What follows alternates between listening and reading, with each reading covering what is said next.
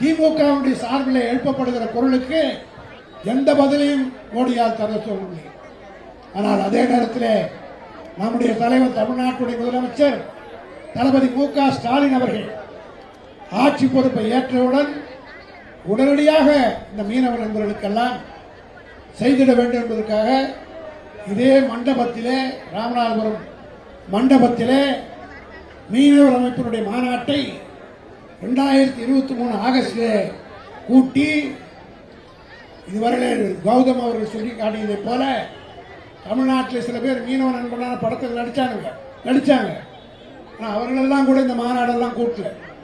படகோட்டின்னு படம் போட்டு காட்டினாங்க. ஆனால் மீனவர்களை பற்றி அவர் கவலைப்படவில்லை. ஆனால் நீங்கள்லாம் படகோட்டி நடிச்சுட்டா, மீனவ நண்பன் நடிச்சா நம்ம ஆளுன்னு சொல்லி ஏமாந்தீங்க. ஆனால் ரொம்ப நாளைக்கு யாரும் ஏமாற்ற முடியாது என்பதற்கு இந்த கூட்டமே ஒரு எடுத்துக்காட்டு.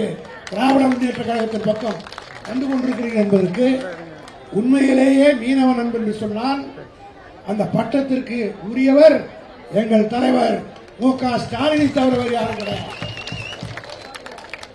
கடந்த ஆகஸ்ட் மாதத்தில் இங்கே மாநாட்டை கூட்டி நீங்கள் வைத்த கோரிக்கை, மேடையிலேயே 10 கோரிக்கை அறிவித்தார். நமக்கு 936 கோடி 88 லட்சம், ஏறத்தாழ எவ்வளவு 1000 கோடி ரூபாயை உங்களுக்காக அள்ளி கொடுத்த வள்ளல் தான் இன்றைய முதலமைச்சராக இருக்கக்கூடிய தளபதி மு.க. ஸ்டாலின் அவர்கள். இன்றைக்கு கேட்டால் கூட 8ஆம் தேதி 19 பேரை பிடிச்சிட்டாங்கன்ன உடனே உடனடியாக 9ஆம் தேதி நேற்று முத்துராமலிங்கத்துக்கு தொலைபேசியில் தொடர்பு கொண்டு உடனடியாக ஆர்ப்பாட்டத்தை நடத்துங்கள் என்று எனக்கே தெரியாது. நானே இந்த போராட்டத்துக்கு தலைமை தாங்குகிறேன்னு எனக்கு தெரியாது. இங்கே இருக்கக்கூடிய முன்னாள் செயற்குழு உறுப்பினர் நண்பர் குணசேகரன் தான் என்னிடத்தில் தொடர்பு கொண்டு தலைமை அறிவித்திருக்கிறது, 9ஆம் தேதி இரவு டிவியில் சொல்லியிருக்கிறார்கள் என்று சொல்லி அதற்கு பின்னாலே என்னை தலைமை தாங்க வேண்டும் என்று தலைமை கழகத்தில் இருந்து சொன்னார்கள். ஏன் இதை குறிப்பிட்டேன் என்று சொன்னால், ஒரே நாளிலே அறிவித்தவுடன் இவ்வளவு பெரிய ஆர்ப்பாட்டத்தை கூட்டி, ஏன் என்று சொன்னால் இன்னைக்கு 11ஆம் தேதி மோடி இன்னும் என்னென்ன போல் செய்ய போறாரோ தெரியல. அவருக்கு தேர்தல் கணிப்பு தமிழ்நாட்டை பற்றி வந்துவிட்டது. தேர்தல் கணிப்பு என்ன தெரியுமா? தமிழ்நாட்டிலே 40 தொகுதியிலும் திமுக கூட்டணி தான் வெற்றி பெறப் போகிறது, 0 என்று சொல்லுகிறார்கள் பிஜேபிக்கு. அதனால் நீங்க ஒன்றும் பயப்பட வேண்டிய, இந்த குரலை எழுப்புவதற்கு காரணம் ரெஜிஸ்டர் பண்றதுக்கு தான். நான் நிச்சயமாக சொல்லிவிட்டு போகிறேன், 2024 மே தேர்தலில் மத்தியிலே ஒரு ஆட்சி மாற்றம் ஏற்படத்தான் போகிறது. காரணம், இந்தியா பூராவிலும் மோடி ஏமாற்றியது மக்களுக்கு வெளிச்சத்துக்கு வந்துவிட்டது. எந்த மாநிலத்திலும் அவருக்கு செல்வாக்கு இல்லை. தென்னாட்டிலே அவருக்கு இல்லை, பீகாரிலே இல்லை, மேற்கு வங்கத்திலே இல்லை, ஏன் குஜராத்திலே இல்லை, உத்தரப்பிரதேசத்திலும் இல்லை, காஷ்மீரத்திலிருந்து கன்னியாகுமரி வரை அவருக்கு எதிர்ப்பலை வீசுகிறது. அதற்கு காரணம் அவர் செய்த துரோகம். ஏழை மக்கள் எல்லாம் நான் கேட்கிறேன், இலங்கை அரசோடு நான் என்ன எப்படி கேட்க முடியும்னு கேட்கிறாரு மோடி. இதே மோடி என்ன பண்ணா தெரியுமா?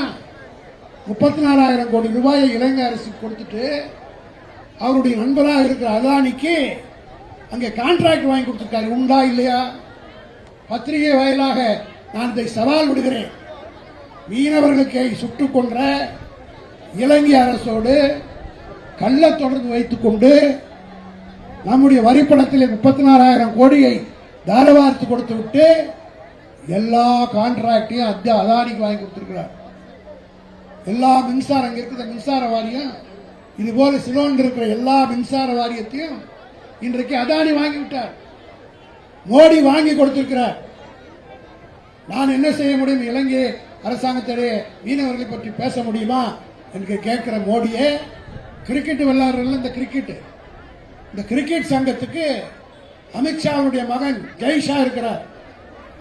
இங்கே இருந்து போய் சிலோன்ல அந்த கிரிக்கெட் கிளப்பை கைப்பற்றி கிரிக்கெட் சங்க நேரத்தில் போட்டி, அந்த வியாபாரத்தில் ஈடுபட்டு இலங்கை அரசாங்கத்தை கேட்டுக்கொண்டு அந்த ஒப்பந்தத்தை அமித்ஷாவுடைய மகனுக்கு வாங்கி கொடுக்கிறார் மோடி. இவ்வளவு செய்கிற மோடி இந்த 19 பேரை விடுதலை செய்ய கேட்க முடியாதா?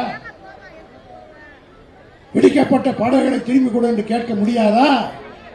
இதை விட பெரிய துரோகம் என்ன செய்திருக்கிறார் என்றால், இலங்கை அரசு ஒரு சட்டத்தை நிறைவேற்றிருக்கிறது. 2018 22 கிலோமீட்டருக்கு மேல தமிழ்நாட்டு எல்லையிலே இருந்து போய் மீன் பிடித்தால் அந்த உரிமை உங்களுக்கு இல்லைன்னு சொல்லிட்டு அந்த கான்ட்ராக்டை அந்த நிறுவனத்திற்கு வழங்கியிருக்கிறார் மோடி. 22 கிலோமீட்டர் தாண்டி உங்க என்னை விட இங்க மீனவ நண்பர்கள் வந்திருக்கீங்க. 22 கிலோமீட்டர் தாண்டி ஒரு 30 கிலோமீட்டர் 40 கிலோமீட்டர் உள்ளே போனதான் மீன் கிடைக்கும்.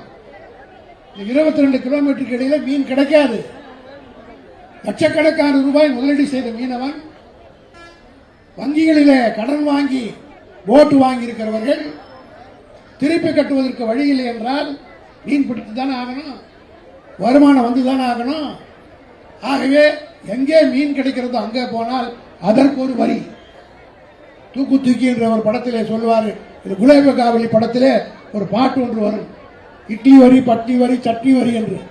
அதுபோல எல்லாத்துக்கும் வரி போடுற ஒரே ஒரு அரசாங்கம் இன்னைக்கு மோடி அரசு தான். நாம சாப்பிடுற இட்லிக்கு கூட வரி. ₹1 இட்லி வாங்கி கொடுத்தீங்கன்னா 18 பைசா நிர்மலா சீதாராமனுக்கும் மோடிக்கும் கொடுக்கணும். அதே போல 22 கிலோமீட்டருக்கு மேல போய் மீன் பிடிச்சா மோடி அரசாங்கத்துக்கு லைசன்ஸ்ல பணம் கட்டணும். இப்படிப்பட்ட ஒரு கொடுமையான ஆட்சியை அவர் நடத்தி கொண்டிருக்கிறார்கள். ஆகவே இதற்கெல்லாம் முடிவு கட்ட வேண்டும் என்பதற்காகத்தான் மீனவ நண்பர்கள் அத்தனை பேரையும் ஒன்று கூட்டி இந்த 5 மாவட்டங்களிலே இருக்கக்கூடியவர்களை ஒரே நாளிலே இவ்வளவு பெரிய பிரம்மாண்டமான ஆர்ப்பாட்டத்தை நடைபெறுவதற்கு காரணமாக இருந்த முத்துராமலிங்கத்தையும், இந்த அணியினை சிறப்பாக நடத்தி செல்கின்ற அணியினுடைய செயலாளர் ஜோசப் ஸ்டாலின் அவர்களையும் தலைமை கழகத்தாக நான் பாராட்டுகிறேன்.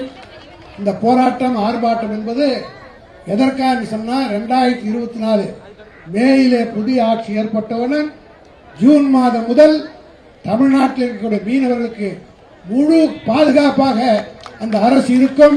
அந்த அரசை அமைக்கிறவர்கள் நம்முடைய தளபதி மு க ஸ்டாலினாகத்தான் இருப்பார் என்பதை சொல்லி என் உரையை நிறைவு செய்கிறேன். நன்றி, வணக்கம்.